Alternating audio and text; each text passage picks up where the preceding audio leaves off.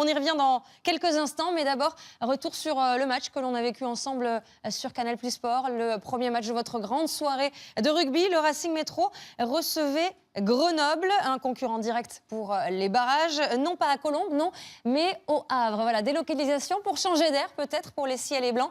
Bertrand Guillemet, on vous retrouve justement au stade Océane tout de suite, un stade qui a inspiré les acteurs de ce match pour notre plus grand plaisir. Oui, les acteurs qui s'étaient donné un bol d'air, un grand bol de large, d'air du large pour ce match de la 19e journée top 14. Et on va revoir que ce ne sont pas les Racingmen, paradoxalement, qui se sont sentis pousser des ailes, mais ce sont les Grenoblois. Et même un ancien joueur du Racing, Jonathan Wisniewski. On joue depuis un peu moins de 10 minutes et déjà Grenoble mène 6-0 face au Racing. Les Racingmen qui vont finalement se réveiller avec cette première occasion. Une action, on retrouve Imhoff, on retrouve Chavancy, on retrouve Lolala, et le Racing présente un visage fondamentalement différent du jeu affiché depuis le début de saison. On oublie la conquête, on oublie le pilonnage des avants, mais on prend l'air du large, le grand large, où on retrouve les funambules, Chavancy, Lolala. Un jeu de passe bien huilé qui débouche sur le premier essai de la partie, signé Maxime Machenaud, qui aimerait bien se rappeler au bon souvenir du 15 de France. Le Racing prend donc les commandes, 7-6, mais premier coup dur pour l'équipe de la capitale avec ce carton jaune reçu par le pilier international Eddy Benarous. Pourquoi? Pour ce plaquage cathédral, un plaquage pourtant à deux avec Benjamin Dambiel, un carton jaune qui semble sévère, mais un carton jaune qui va tout de même laisser les Racingmen à 14 pendant 10 minutes. Une faute immédiatement convertie par Jonathan Wisniewski qui va permettre à Grenoble de reprendre les commandes de la partie 9-7. Très efficace Jonathan Wisniewski qui fait un sans faute depuis 18 minutes ici dans ce stade Océane. Contrairement aux attaquants du Racing, une pénalité jouée rapidement dans le dos de l'arbitre et des défenseurs de Grenoble, mais regardez, la conclusion entre Machenaud et Dulin n'est pas parfaite et finalement l'essai semblait complètement ouvert pour Dulin, mais d'essai il n'y aura point. Sur cette action-là non plus, le Racing ne va pas convertir son occasion. Écran d'Imhoff devant Classen, et finalement ce sont deux essais facilement offerts, un essai refusé à la vidéo, un essai manqué. Pas de quoi sourire pour Jackie Lorenzetti qui s'inquiète peut-être de ce match délocalisé, ce match piège face à Grenoble.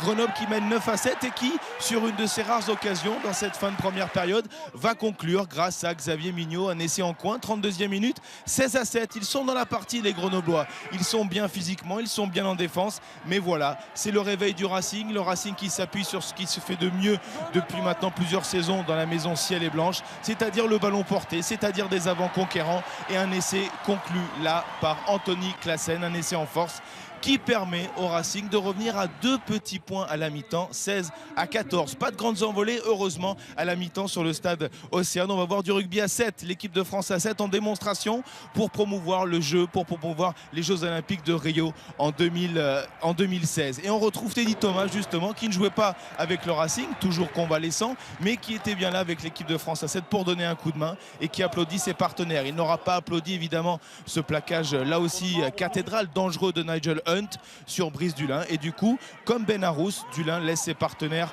à 14 pour les 10 prochaines minutes, et c'est un avantage numérique dont vont profiter rapidement les Parisiens. Van der Merwe va permettre à son équipe de reprendre les commandes, 24-16. La partie est animée, la partie est tendue, il y a des initiatives de chaque côté. Le Racing semble tenir le match, mais voilà, ne tiennent pas les défenseurs parisiens, ne tiennent pas les attaquants grenoblois.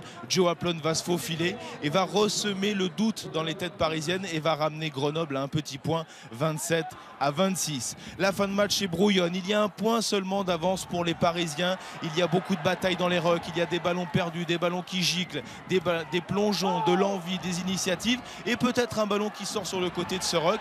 Ballon ramassé par Lacombe, Machenaud à l'intérieur trouve Imhoff qui va conclure après arbitrage vidéo. L'arbitre va considérer qu'il n'y a pas d'en avant sur la sortie de balle et que Imhoff va bien aplatir en coin. 34-26, le Racing se dirige tout droit vers une victoire ici au Havre dans ce match délocalisé, et il le méritait bien, ce point de bonus défensif, les Grenoblois, voilà, de 50 mètres. C'est Jonathan Wisniewski qui va laisser les deux équipes en bons termes, bons amis, Machenaud et Wisniewski. 34-29, la victoire pour le Racing, le bonus défensif pour les Grenoblois. Brice Dulin s'offre une belle photo, mais aussi une belle victoire ici au Havre. Et justement, puisqu'on prend des nouvelles des Bleus ce soir, prenons des nouvelles de Brice Dulin. On sait qu'il revient tout doucement à la compétition depuis plusieurs semaines. Comment s'est-il senti? La question est posée par Romain Magellan. Ça fait du bien. C'est vrai que j'ai pas énormément joué ces 2 derniers mois, donc c'est mon 3e match d'affilée, donc ça permet de récupérer le rythme, de reprendre confiance. Et voilà, maintenant on va voir la suite venir plus facilement et avec de la confiance. Donc le moral est bon et c'était le plus important.